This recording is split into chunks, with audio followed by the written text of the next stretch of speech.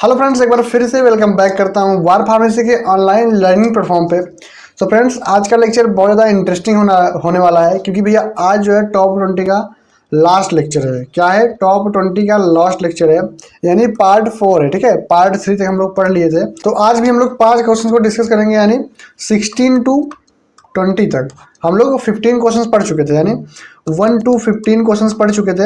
And आज 16 to 20 questions पढ़ेंगे, यानी 16 से 20 तक, यानी 5 क्वेश्चंस को आज हम लोग पढ़ेंगे। ठीक है, तो ये जो टॉप 20 जो सेशन चल रहा है भैया, बहुत इंपॉर्टेंट है, जैसा कि आपको पता ही है। अगर आप लोग नहीं पढ़े हैं कुछ भी पूरे ईयर, तो टॉप 20 में ही पूरे सिलेबस को हम लोग कवर किए हैं। हालांकि शॉर्ट टर्म में कवर किए हैं, बहुत अच्छे से हिंदी और इंग्लिश मिक्सअप। ठीक है, तो चलिए अपने क्वेश्चन की तरफ बढ़ते हैं एंड देखते हैं कि क्वेश्चन नंबर 16 क्या बोल रहा है। ठीक है, तो भैया क्वेश्चन नंबर 16 बोल रहा है कि एंटी कन्वर्जेंट ड्रग्स क्या है, बताओ। एंटी कन्वर्जेंट ड्रग्स बताओ और उसके क्लासिफिकेशन को भी बताओ एंड उसके यूजेस एंड साइड इफेक्ट को भी बताओ। तो सबसे पहले डेफिनेशन देख लेते हैं कि एंटी कन्वर्जेंट ड्रग्स क्या होता है। Anti convergent drugs are the medicine, ये एक ऐसा मेडिसिन है यूज टू प्रिवेंट और कंट्रोल सीजर। ये भैया सीजर को प्रिवेंट करता है, फिर कंट्रोल करता है by reducing abnormal electrical activity in the brain. हमारी ब्रेन में जो एबनॉर्मल मतलब अगतिविधि, मतलब उसका गति जो बिगड़ जाता है। ठीक है, यहाँ पे देखिए लिखा भी है, जो नियंत्रित होता है वो मतलब सही से नहीं होती है,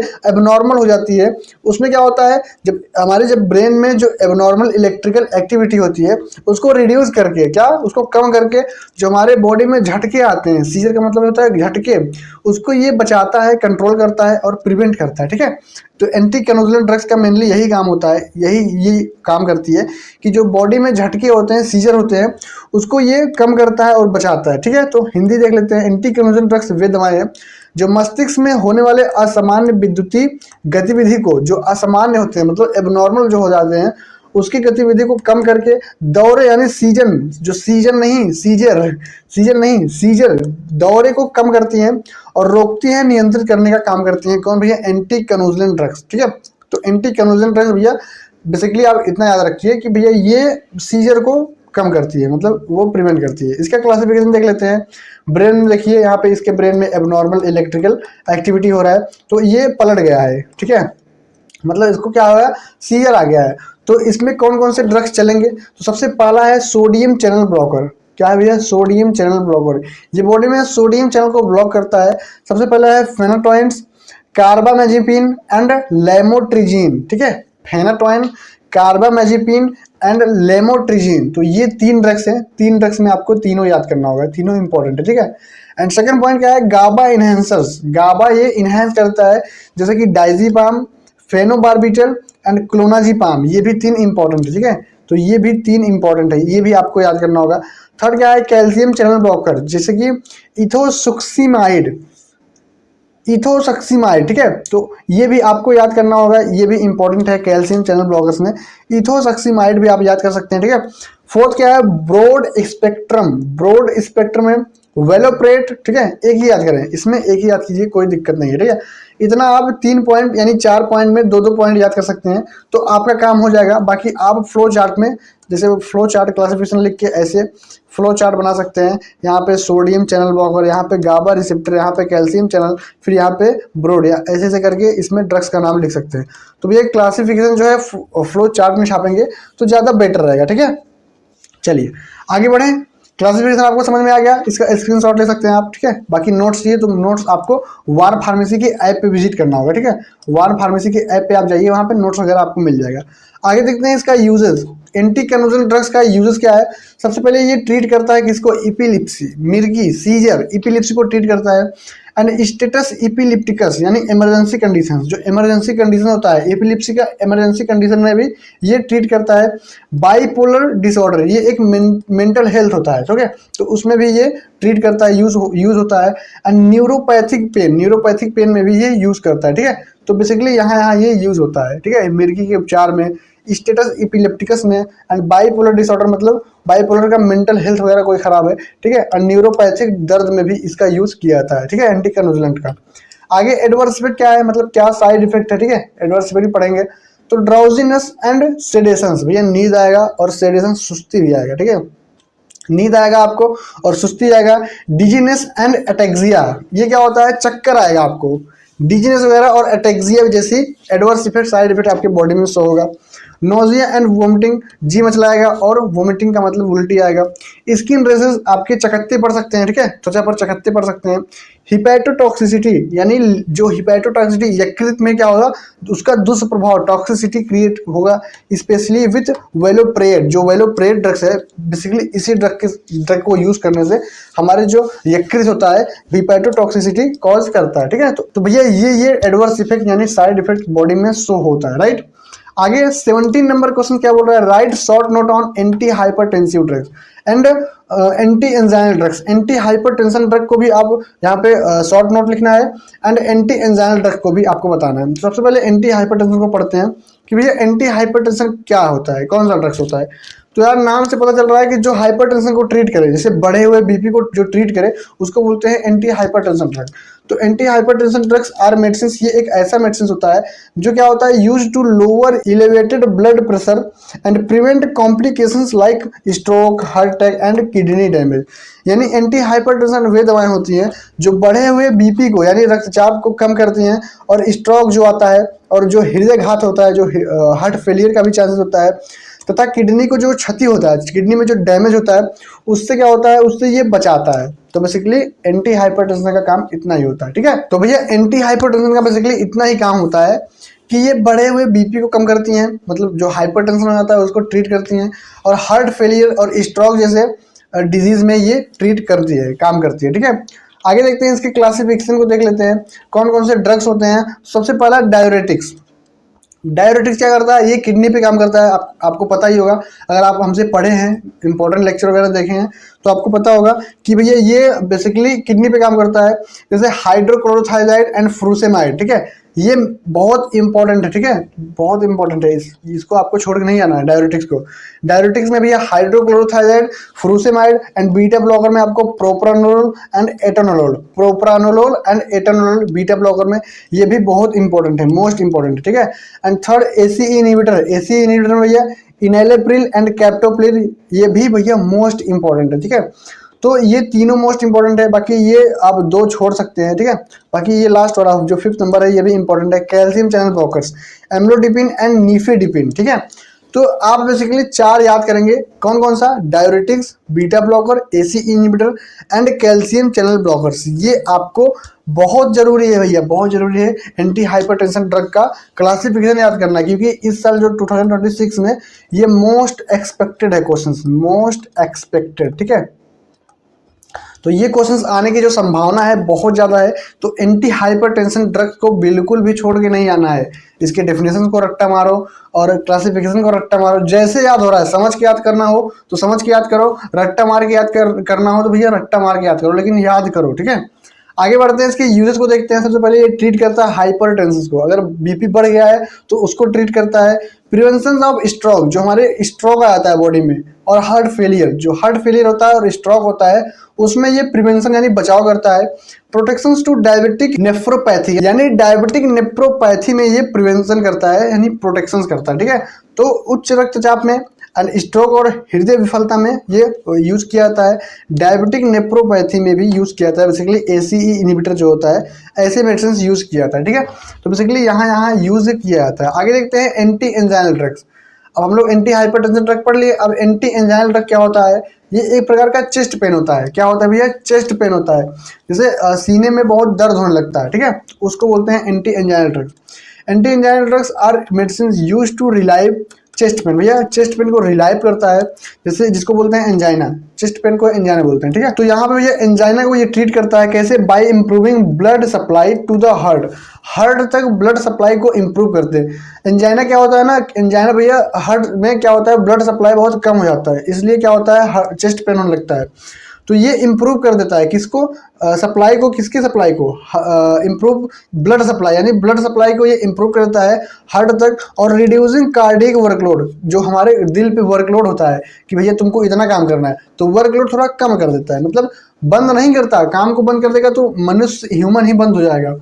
ये क्या करता है, वर्कलोड को थोड़ा कम कर देता है ये मेडिसिन, एंटी एंजाइनल मेडिसिन, ठीक है, और हार्ट तक भैया खून को अच्छे से पहुंचाता है, ठीक है। तो एंटी एंजाइनल ड्रग्स का बेसिकली यही काम होता है। इसका हिंदी परिभाषा देखेंगे, एंटी एंजाइनल ड्रग्स वे दवाएं हैं जो हृदय को रक्त की आपूर्ति बढ़ाकर या हृदय के कार्यभार को कम करके सीने दर्द यानी एंजाइना को ट्रीट करती हैं। तो इतना ही काम करती है एंटी एंजाइनल ड्रग्स, ठीक है। आगे देखते हैं इसके क्लासिफिकेशन, कौन कौन सा ड्रग्स इसमें होते हैं, ठीक है। तो सबसे पहले भैया नाइट्रेट्स। नाइट्रेट्स क्या होता है, बहुत इंपॉर्टेंट मेडिसिन है। Nitroglycerin, nitroglycerin, isosorbide dinitrate, isosorbide dinitrate and nitroglycerin, ये इंपॉर्टेंट मेडिसिन है। सेकंड पॉइंट क्या है, बीटा ब्लॉकर में एटेनोलोल एंड मेटोप्रोलोल, ये भी इंपॉर्टेंट है। एंड कैल्शियम चैनल ब्लॉकर भी बहुत ज़्यादा इंपॉर्टेंट है, बहुत मोस्ट इंपॉर्टेंट है, जैसे कि वेरामेपिल एंड डिल्टियाजेम, ठीक है, डिल्टियाजेम एंड वेरामेपिल। तो ये तीनों मोस्ट इंपॉर्टेंट है, तीनों में दो दो पॉइंट है, बहुत इजी इजी दिए हैं हम लोग ताकि आप अच्छे से याद कर सकें। तो इसको आपको याद करके जाना है, ठीक है। आगे भैया यूजेस कहाँ कहाँ ये यूज होता है, तो relief of acute anginal attack, anginal जो अटैक आता है, जो दर्द होता है, तीव्र एंजाइना के दौरे में राहत होता है, ठीक है, तो रिलाइव करता है। सेकंड क्या है, prevention of chronic stable angina, भैया जो बहुत पुराना होता है, क्रोनिक का मतलब बहुत पुराना एंजाइना है, तो उसमें बेसिकली ये प्रिवेंशन करता है, बचाव करता है, ठीक है। तो बहुत अगर पुराना एंजाइना है तो उसमें भी ये बचाव करेगा, ठीक है। थर्ड पॉइंट क्या है, वेरिएंट एंजाइना, वेरिएंट एंजाइना में भी यूज किया जाता है। यहाँ पे देखिए वेरिएंट एंजाइना में जैसे सीसीबी और नाइट्रेट्स जैसे मेडिसिन का यूज किया जाता है, ठीक है। तो यहाँ पे इसका यूज किया जाता है। आगे 18 नंबर क्वेश्चन यानी 18 नंबर क्वेश्चन है। इसमें क्या बोल रहा है, classify and explain anti ulcer drugs, anti ulcer drug को क्लासीफाई करो, एक्सप्लेन करो अच्छे से, ठीक है। तो सबसे पहले इसका डेफिनेशन देखेंगे, एंटी अल्सर ड्रग क्या होता है। एंटी अल्सर ड्रग जो पेट में अल्सर क्रिएट हो जाता है उसको ये ट्रीट करता है, ठीक है। तो anti ulcer drugs are medicine use to treat and prevent peptic ulcer, peptic ulcer, ये पेप्टिक अल्सर को ये ट्रीट करता है और प्रिवेंट करता है। कैसे, रिड्यूसिंग गैस्ट्रिक एसिड सिक्रेशन, जो हमारे पेट में गैस्ट्रिक एसिड होता है उसके सिक्रेशन को ये रिड्यूस कर देता है, यानी उसके स्त्राव को वो कम कर देता है, और प्रोटेक्टिंग द गैस्ट्रिक म्यूकोसा, और गैस्ट्रिक म्यूकोसा को भी प्रोटेक्ट करता है, ठीक है। तो इस तरीके से हमारे पेट में जो भी पेप्टिक अल्सर बनता है उसको ये ट्रीट करता है। एंटी अल्सर ड्रग्स वे दवाएं हैं जो गैस्ट्रिक यानी अम्ल के स्त्राव को कम करके या फिर जठरश्लेष्मा जो कि गैस्ट्रिक म्यूकोसा होती है उसका प्रोटेक्शन करके, रक्षा करके पेप्टिक अल्सर का उपचार और रोकथाम करती है। तो पेप्टिक अल्सर बेसिकली पेट में जो होता है, स्टमक में हमारे पेप्टिक अल्सर बन जाते हैं, तो उसको ये ट्रीट करता है, ठीक है। आगे इसका क्लासिफिकेशन है, क्लासिफिकेशन में इसके कितने पॉइंट है, 3-4 पॉइंट्स है। Proton pump inhibitor, H2 blocker, anti acid and cytoprotective agent and anti Helicobacter, ठीक है। तो ये चार पॉइंट है, ठीक है, ओके सॉरी 5 पॉइंट है।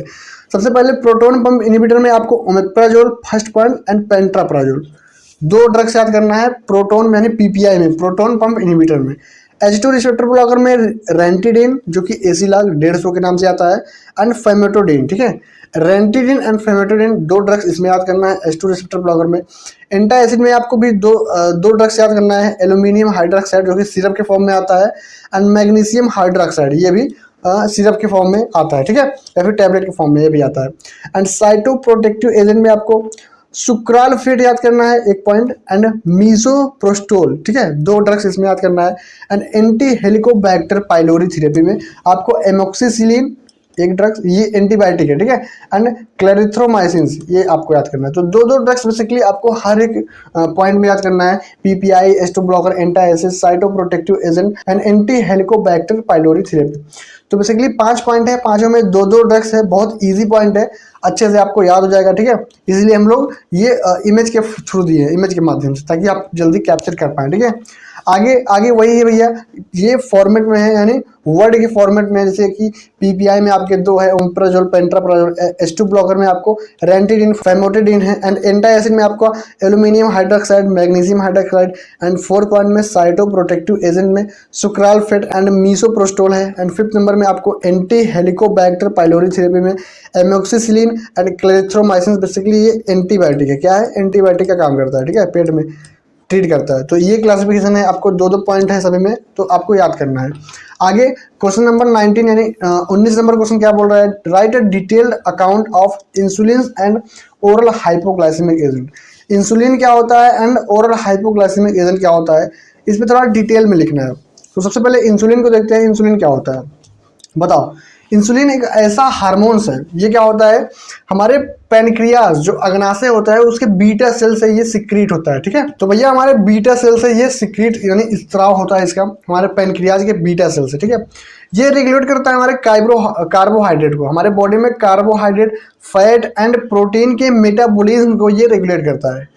समझ गया, हमारे बॉडी में carbohydrate and fat and protein का जितना भी मेटाबॉलिज्म होता है उसको रेगुलेट करता है। And lower blood glucose level, यानी ये हमारे ब्लड ग्लूकोज को ये लो करता है, कम करता है, उसके लेवल को कम करता है। ठीक है, तो हिंदी देख लेते हैं। इंसुलिन एक पेप्टाइड हार्मोन है भैया, एक पेप्टाइड हार्मोन है जो अग्नाशय के बीटा कोशिकाओं द्वारा स्त्रावित होता है। कहाँ से? अग्नाशय के बीटा कोशिकाओं द्वारा ये स्त्राव होता है यानी सिक्रीट होता है, तथा रक्त में ग्लूकोज की मात्रा को कम करता है, जो ग्लूकोज लेवल होता है हमारे ब्लड में उसको ये कम कर देता है। ठीक है, आगे देखते हैं आगे क्या है। आगे इसका क्लासिफिकेशन है rapid acting insulin, short acting insulin, intermediate acting and long acting. मतलब rapid acting, short acting, intermediate, long, ये 4 पॉइंट है। चारों में आपको एक एक दो है, जैसे कि रैपिड में आपका इंसुलिन लिस्प्रो है एंड इंसुलिन एस्पार्ट है। ठीक है, इंसुलिन लिस्प्रो है एंड इंसुलिन एस्पार्ट है। एंड शॉर्ट एक्टिंग में मतलब ये शॉर्ट टाइम एक्ट करेगा, जो कि रेगुलर इंसुलिन है। ठीक है, रेगुलर इंसुलिन है। इंटरमीडिएट एक्टिंग इंसुलिन में क्या है? NPH insulin. And long acting में आपको इंसुलिन ग्लैरगिन एंड इंसुलिन डिटेमीर। ठीक है, तो ये ड्रग्स है कुछ, एक एक दो ड्रग्स हैं, आपको इसको अच्छे से याद करना है। ठीक है, अच्छे से बढ़िया से याद करना है, क्योंकि इंसुलिन ये आ सकता है इस साल। ठीक है, मोस्ट एक्सपेक्टेड है, तो ये आप स्क्रीनशॉट वगैरह ले सकते हैं, क्लासिफिकेशन इसका याद कर लेंगे। ठीक है, आगे इसका शॉर्ट फॉर्म में भी है, जैसे कि क्लासिफिकेशन इसका है rapid acting insulin, insulin lispro है, इंसुलिन एस्पार्ट है। शॉर्ट एक्टिंग इंसुलिन में आपका रेगुलर इंसुलिन है। इंटरमीडिएट एक्टिंग इंसुलिन में आपका एनपीएच इंसुलिन है। एंड फोर्थ पॉइंट में लॉन्ग एक्टिंग इंसुलिन में आपका इंसुलिन ग्लैरगिन है एंड इंसुलिन डिटेमीर है। तो ये कुछ ड्रग्स हैं, ठीक है, इंसुलिन का। आगे देखते हैं आगे इसका मैकेनिज्म ऑफ एक्शन, ये कैसे वर्क करता है ये भी देख लेते हैं। सबसे पहले increase glucose Uptake in muscles and adipose tissue, ये क्या करता है? ग्लूकोज के अपटेक को ये इंक्रीज यानी बढ़ा देता है। कहाँ पे? मसल्स और एडिपोज टिश्यू में, यानी मांसपेशियां और वसा ऊतकों में ग्लूकोज का अवशोषण यानी अपटेक, एब्जॉर्प्शन बढ़ा देता है। ठीक है, सेकंड पॉइंट क्या है? प्रमोट ग्लाइकोजन सिंथेसिस, ये ग्लाइकोजन के सिंथेसिस को प्रमोट करता है, उसके संश्लेषण को बढ़ा देता है। ठीक है, एंड थर्ड पॉइंट क्या है? डिक्रीज ग्लूकोनियोजेनेसिस, यानी ग्लूकोनियोजेनेसिस को ये कम कर देता है। ठीक है, फोर्थ पॉइंट क्या है? Increase protein and fat synthesis, protein और वसा के संश्लेषण को ये बढ़ा देता है, इंक्रीज कर देता है। तो ये मैकेनिज्म ऑफ एक्शन है, ऐसे हमारे बॉडी में ये वर्क करता है। ठीक है, आगे क्या है? आगे इंसुलिन का यूजेस है, क्या क्या यूजेस होता है इंसुलिन का, कहाँ कहाँ यूज होता है, किस लिए यूज होता है, ये भी देख लेते हैं बेसिकली। सबसे पहले ये टाइप 1 में भी एंड टाइप 2 में भी, type 1 diabetes and type 2 diabetes, दो प्रकार का होता है ना, टाइप 1 होता है एंड टाइप 2 होता है। ठीक है, तो टाइप 1 में भी यूज किया जाता है एंड टाइप 2 में भी यूज किया जाता है। ठीक है, इंसुलिन का काम। And diabetic keto acidosis, diabetic keto acidosis में भी यूज किया जाता है। ठीक है, ये भी एक प्रकार का क्या है? डिजीज है। एंड गैस्ट्रेशनल डायबिटीज में भी यूज किया जाता है। During surgery and infection, surgery and infection में भी यूज किया जाता है। अगर सर्जरी के दौरान कोई भी इन्फेक्शन हो गया तो उसमें भी आप यूज कर सकते हो। सर्जरी और संक्रमण के दौरान इसका उपयोग किया जाता है, किसका? इंसुलिन का। ठीक है, आगे देखते हैं आगे एडवर्स इफेक्ट, क्या साइड इफेक्ट है ये भी देख लेते हैं। तो भैया हाइपोग्लाइसेमिया, हाइपोग्लाइसेमिया क्या होता है? हाइपोग्लाइसेमिया ब्लड ग्लूकोज लेवल क्या होता है? कम हो जाता है, हमारे ब्लड में ग्लूकोज लेवल कम हो जाता है, तो ऐसा साइड इफेक्ट आपके बॉडी में शो होगा। वेट गेन, आपका वजन बढ़ जाएगा। लिपोडाइस्ट्रोफी एट इंजेक्शन साइट, लिपो डायस्ट्रोफी का क्या मतलब होता है? जहाँ पे इंजेक्शन, जहाँ पे आप इंसुलिन का इंजेक्शन लगाते हैं, बेसिकली पेट में लगता है ना इंजेक्शन, क्या होता है? इंसुलिन का इंजेक्शन पेट में लगता है, तो वहाँ पे लिपोडायस्ट्रोफी हो जाता है। इसका मतलब ये है कि लम्स बन जाते हैं, मतलब आपके रबर जैसा आपके वहाँ पे लम्स बन जाएंगे, इतना बड़ा बड़ा क्या हो जाएगा? स्वेलिंग हो जाएगा। ठीक है, तो वही होता है। एलर्जिक रिएक्शंस भी हो सकता है, एलर्जी प्रतिक्रियाएं भी हो सकता है। ठीक है, आगे देखते हैं आगे क्वेश्चन नंबर 20 है, explain the classifications, uses and side effect of antibiotics. Antibiotics के यूजेस एंड साइड इफेक्ट को एंड क्लासिफिकेशन को लिखो। Basically penicillin सिफेलोस्पोरिन्स and tetracycline. ठीक है, तो पेनिसिलिन, सिफेलोस्पोरिन्स एंड टेट्रासाइक्लिन के classifications, uses and side effect को लिखना है। ठीक है, 100% पास होने की गारंटी के साथ अगर आप अपनी बी फार्मा एग्जाम की प्रिपरेशन को कंटिन्यू करना चाहते हैं तो आप हमारे वार फार्मेसी ऐप को डाउनलोड कर सकते हैं। हमारे ऐप में हिंदी प्लस इंग्लिश लैंग्वेज के साथ आपको top 20, top 30 questions, bank series and model paper का explanation simple and clear way में दिया गया है। अगर आप हमारे ऐप में दिए गए कंटेंट को प्रॉपरली तरीके से फॉलो करते हैं तो मैं डेफिनेटली कह सकता हूं कि आप अपने एग्जाम को कॉन्फिडेंटली क्लियर कर सकते हो। हमारे ऐप में आपको पूरी प्रिपरेशन के लिए detailed guidelines and useful content मिल जाएगा। तो भाई देर किस बात की, अभी जाओ आप प्ले स्टोर पे हमारे वार फार्मेसी ऐप को डाउनलोड करो और अपनी पढ़ाई को और भी जबरदस्त बनाओ।